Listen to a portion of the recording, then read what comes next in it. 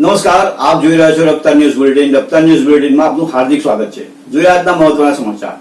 ધોળકા તાલુકાના સરગોડા ગામે સંમતિ વગર નાખેલી ગેસ પાઇપલાઇન મુદ્દે ચાલી રહેલા આંદોલનમાં આજે 9મો દિવસ.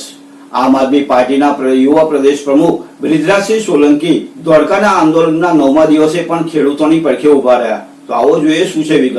ધોળકા તાલુકાના સરગવાડા ગામમાં ખેડૂતોની સંમતિ વગર નાખવામાં આવેલી ગેસ પાઇપલાઇનના વિરોધમાં ચાલી રહેલા આંદોલનને આજે 9મો દિવસ રહ્યો. આંદોલનના સમર્થનમાં આપવા આમ આદમી પાર્ટીના પ્રદેશ યુવા પ્રમુખ બ્રિજરાજસિંહ સોલંકી સતત 9મા દિવસે પણ ખેડૂતોની વચ્ચે હાજર રહ્યા હતા અને ખેડૂતોની લડતને પોતાનું સમર્થન વ્યક્ત કર્યું હતું. આ પ્રસંગે બ્રિજરાજસિંહ સોલંકીએ જણાવ્યું હતું કે ખેડૂતોને લેખિતમાં કોઈ બાંહેધરી આપવામાં આવતી નથી.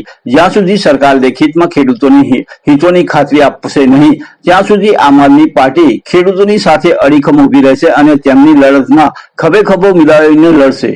ભાજપ સરકારની ખેડૂત વિરોધી નીતિઓના કારણે આજે ચોમાસાની વાવણીના સૌથી મહત્વનો સમય ખેડૂતોને પોતાના ખેતરમાં કામ કરવાને બદલે રસ્તા પર ઉતરી આંદોલન કરવાની ફરજ પડી રહી છે. સરકાર ખેડૂતોની વાત સાંભળવાને બદલે તેમની સમસ્યાઓને અવગણી રહી છે, જે અત્યંત દુર્ભાગ્ય છે.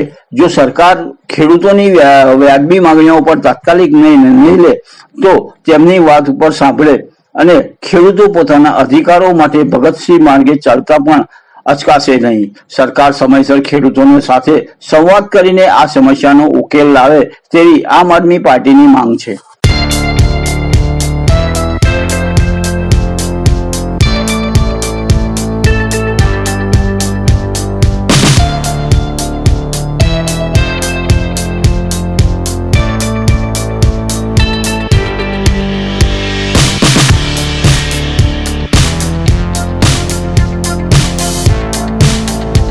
लड़ेंगे लड़ेंगे अरे लड़ेंगे अरे लड़ेंगे लड़ेंगे अरे लड़ेंगे अरे लड़ेंगे अरे लड़ेंगे अपनी जमीन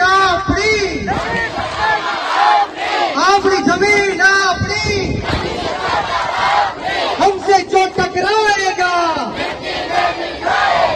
हमसे जो टकराएगा भारत माता की जय जवान जय जवान